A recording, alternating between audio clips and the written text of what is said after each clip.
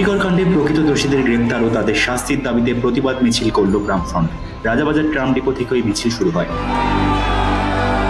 মুখ্যমন্ত্রী মমতা বন্দ্যোপাধ্যায়ের পদত্যাগের দাবিও তোলা হয় মিছিল থেকে। মিছিল ঘিরে তুমুল উত্তেজনা শুরু হয়। খান্না মোড়ে পুলিশি ব্যারিকেড ভেঙে শ্যামবাজারের দিকে এগিয়ে যায় মিছিল।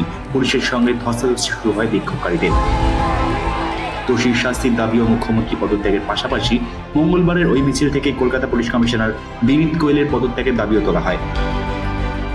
মিছিলে উপস্থিত ছিলেন সুজন চক্রবর্তী, বিমান বসু, মোহাম্মদ সেলিম সহ বামফ্রন্টের শীর্ষ নেতৃত্ব। এছাড়াও প্রচুর সংখ্যক মহিলা ওদিন মিছিলে যোগ দেন। সামনের সারিতে জাতীয় পতাকা নিয়ে মিছিল এগিয়ে যায়। আরজিকর ইস্যুকে কেন্দ্র করে এই মিছিল যখন উত্তর কলকাতা দিয়ে এগিয়ে যায়, তখন রাস্তার ধারে দাঁড়িয়ে থাকা মানুষ জাস্টিস ফর আরজিকর স্লোগানে গলা মেলান। ওই মিছিল থেকে সুজন চক্রবর্তী জানিয়েছেন, ন্যায় বিচারের দাবিতেই পথে নেমেছেন তারা। আন্দোলনরত জুনিয়র ডাক্তারদের পাশে রয়েছেন। আরজিকর কাণ্ডে প্রকৃত দোষীদের গ্রেপ্তার ও কঠোর শাস্তি না হওয়া পর্যন্ত আন্দোলন থেকে পিছপা হবেন না তারা।